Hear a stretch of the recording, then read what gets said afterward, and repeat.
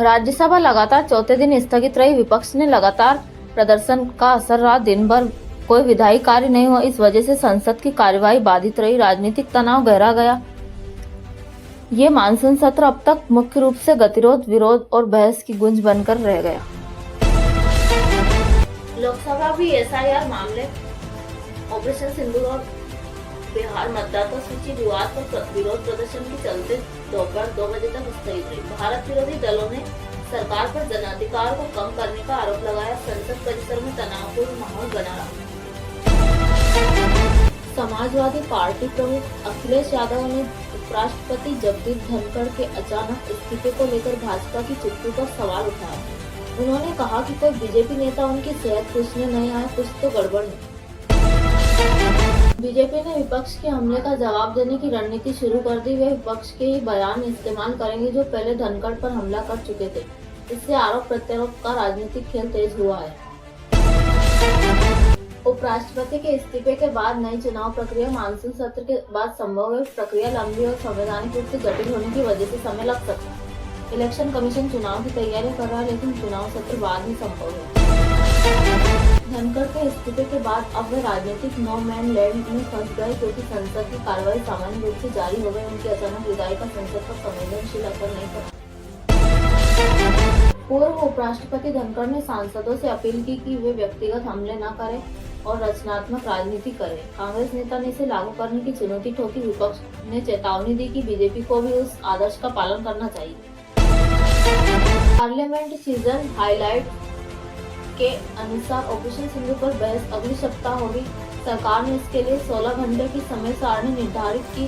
प्रधानमंत्री और विपक्षी दल इस मुद्दे पर बहस के लिए तैयार हैं। संसद ने मानसून सत्र के दौरान 8 नए विधेयकों को प्रस्तुत किया, जिसमें गोवा रिप्रेजेंटेशन बिल और मर्चेंट शिपिंग बिल शामिल है, लेकिन विरोध प्रदर्शन के कारण उनका विवरण अभी तक पारदर्शी नहीं हुआ।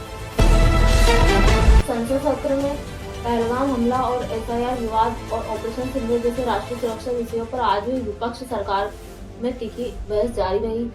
लोकप्रिय मुद्दों पर बहस बहुजन जनता तक पहुंच को प्रभावित कर रही है। सोने के दाम 24 कैरेट प्रति 10 ग्राम नीचे आ गए। चांदी की कीमतों में भी गिरावट रही। श्रावण महीने के शुरू होते ही गिरावट ने खरीदारों को लाभ दिया। विश्लेषकों ने इसे खरीद का सही समय बताया। जून 2025 की सीपीआई महंगाई दर केवल 2.10% तक पहुंच गई, 77 महीने का निचला स्तर। खाद्य महंगाई 0.20% पर आ गई। बावजूद इसकी आयात महंगाई में वृद्धि जारी रही। बेरोजगारी दर स्थिर है, लेकिन निजी क्षेत्र में नौकरी वृद्धि धीमी हो रही है। पार्लियामेंट में शिक्षक सुधार बिल जैसे आईआईएम अमेंडमेंट और जेजेएम पर बहस शुरू हुई। यूजीसी और एआईसीटीई ने उच्च शिक्षा में डिजिटल कोर्स पर जोर देने की दिशा में कदम बढ़ाया। शैक्षणिक सुधारों में डिजिटलीकरण प्रमुख एजेंडा है। संसद में ऑपरेशन सिंदूर और पहलगाम हमला और ट्रंप के फायर दावे जैसे विषयों पर विदेश नीति की बहस तेज हुई। प्रधानमंत्री की यूके और मालदीव यात्रा पर सवाल उठे। विदेश नीति को राष्ट्रीय सुरक्षा से जोड़कर चर्चा में रखा गया। उत्तर भारत में मानसून की सक्रियता बनी हुई है। दिल्ली एनसीआर में हल्की से मध्यम बारिश। आईएमडी ने अगले 2-3 दिन लगातार बारिश की संभावना जताई। किसानी और जल प्रबंधन को इस बारिश से सुगमता मिल सकती है।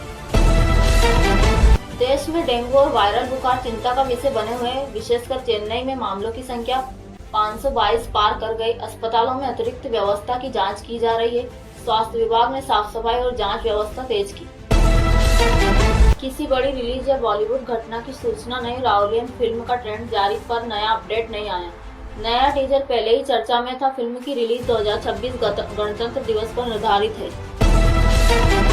इसरो ने गगनयान मिशन के प्रोपल्शन सिस्टम और हॉट टेस्ट सफलतापूर्वक पूरा किया। ये मानव मिशन को नई ताकत देगा। अगला ऑप्टिकल पेस जल्द शुरू हो सकता है। बड़े वैज्ञानिक वसूल के साथ इसे भारत का बड़ा अभियान बताया जा रहा है। भारत की निजी क्षेत्र में पीएमआई रिपोर्ट में जुलाई में 60.7 अंक रहा, जिससे पता चलता है कि उत्पादन में वृद्धि जारी है। मैन्युफैक्चरिंग पीएमआई पिछले 17 वर्षों में सबसे ऊंचा रहा, लेकिन रोजगार वृद्धि धीमी होने से चिंताएं बढ़ी है। लोकसभा आज गौ जनजातीय प्रतिनिधित्व बिल और मर्चेंट शिपिंग बिल पर विचार करने वाली है। इससे राज्य के स्थायी संरचनात्मक सुधार की उम्मीद है। पॉलिटिक्स सूक्ष्म एवं व्यवसाय विस्तार के लिहाज से अहम है।